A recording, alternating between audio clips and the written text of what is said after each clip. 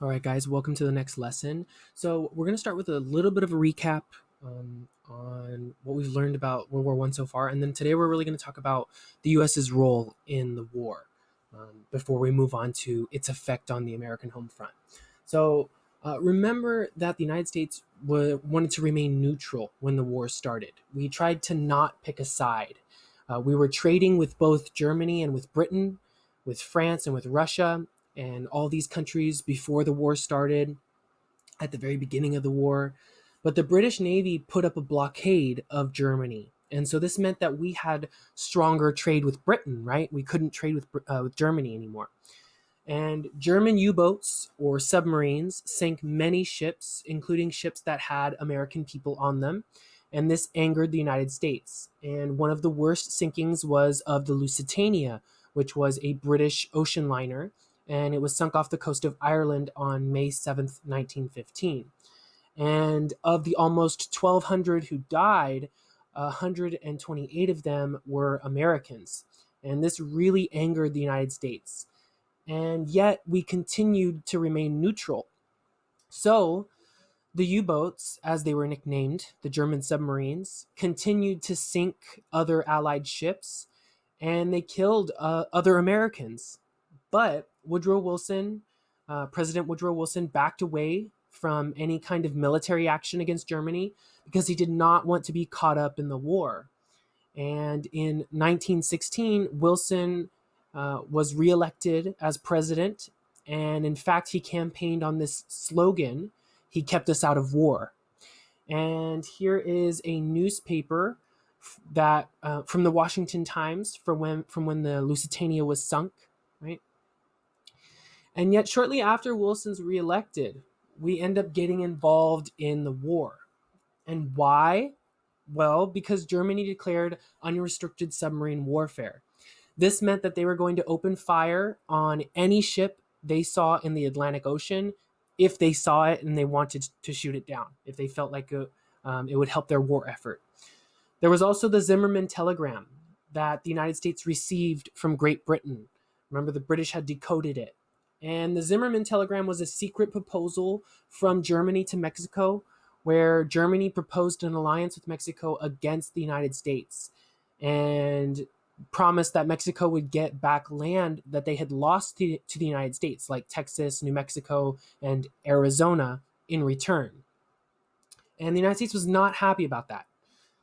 Also, at the same time in Russia, and this is what you learned actually from world history. Remember, Russia went through a revolution and their czar or their dictator was overthrown, right?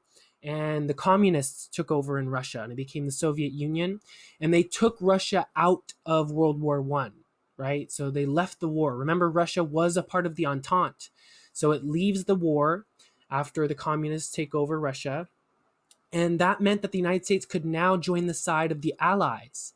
And it could be seen as a democratic war because now all the democratic countries were left. The Allied countries would be fighting against the monarchies. So France, the UK, and the United States could team up against Germany and the other monarchies like the Austro-Hungarian Empire and the Ottoman Empire. So on April 2nd, 1917, Woodrow Wilson went before Congress and he asked for them to declare war. And he said he wanted this war to make the world safe for democracy. So Congress approved his call for the declaration of war, and the United States was now entering the war. So the army was sent over, and our military force was known as the American Expeditionary Force, AEF, if you want to use an acronym, the AEF. They had to organize for war, and they were led by a man named General John J. Blackjack Pershing.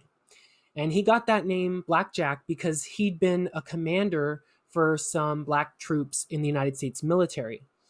And another thing, the soldiers were nicknamed doughboys. The American soldiers, that was their nickname, doughboys. And they came from all over the United States, from cities, from towns, from rural areas, to serve together. And a lot of them were drafted into the service as well. The Selective Service Act, this will be on the test, which established the draft, was passed in 1917, and it required all men to register for possible military service. And actually, to this day, any American man over 18, the age of 18, must register for the selective service. So this is still in effect. And under this act, during World War I, 24 million men registered, 3 million were drafted, 2 million actually made it to Europe, and about 1.5 million actually saw combat during the war. Another thing that a lot of history teachers don't focus on, but I'm going to, African Americans were included in the draft too, and they were also enlisted on their own. We had about 400,000 African Americans who served in segregated units during the war, but they mostly had non-combat duties. So they were working the latrine duty and kitchen duty and things like that. But those that did serve in combat, they served very well and they served bravely. And one of the most famous, one of the most decorated group regiments was the 369th Regiment, which was nicknamed the Harlem Hellfighters. And they served longer on the front lines than any other unit. Whether that was white, colored, didn't matter. They were on the front lines longer than any other unit in World War I. Another thing, women also served in vital non-combat roles. They were nurses, they were secretaries, they were telephone operators, all of which are absolutely essential for any army to function. This was also, as you can see on the left here, it was a time when the I Want You posters featuring Uncle Sam made their first debut. And Uncle Sam is, as you may be familiar with him, something that left an image in many Americans' minds, right? And here is a picture of the Harlem Hellfighters, the 369th Regiment. And here is a recruitment poster for women to enlist in the Student Nurse Reserve, because obviously when you're in combat, you're going to need nurses to serve on the lines and back in the camps. So America's entry into the war is going to turn the tide in favor of the Allies. These American soldiers, though, they're shocked by what they see when they actually get to the war. They see the effects of new military technology, chemical warfare, the use of gas in the fields, the use of machine guns, the use of tanks and airplanes in combat. It's all just devastating. This was the first war where technology, or I would say modern technology, technology has always played a major role in wars. In fact, wars have been a catalyst for technology often. But this was the first time that much of what we consider to be modern technology played a huge role in the actual carrying out of the war. And to a large degree, this is what made the war so much bloodier. And one could argue even more protracted. It made the war go on longer. So here I have a few pictures of the various technologies used in World War I. So in this one picture at the bottom here, you have a machine gun, which obviously allows you to indiscriminately mow down folks. These guys, it looks like they might be in some type of trench, possibly. It's kind of hard to see. Obviously, they didn't have 4K cameras. And so you can imagine, this view from above, right? They're in the trench, they're huddled down with the machine gun. A couple of these folks have machine guns on them. The rest of the guys, they might just have some rifles, the rest of the guys in the trench. And let's say you were someone from the opposing military, the opposing army, and you wanted to storm this trench. You'd be in a bad situation. The guy with the machine gun essentially could just mow people down. They didn't have to reload every single shot they took. It was automatically reloaded. They also tended to use barbed wire, and barbed wire wasn't invented in World War I. It was actually invented many decades before in the 1800s, but barbed wire would make it very difficult for someone to cross this, to get inside the trench, to even get across the battlefield. People would get stuck in it, at which point these guys in the trench, once people got stuck, could shoot them, kill them as they were stuck in the barbed wire. And it would be very hard to shoot these guys in the trench, right? So it also, other than making it very deadly, it gave all the advantages to the defense, this trench warfare. So anytime someone wanted to gain ground, especially in one of the fronts where trench warfare was being used, it was a hugely bloody affair.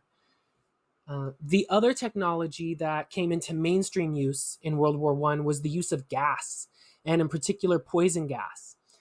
And as you can see in this picture here at the bottom, right, they're wearing gas masks because they're afraid that their opponent is going to use poison gas.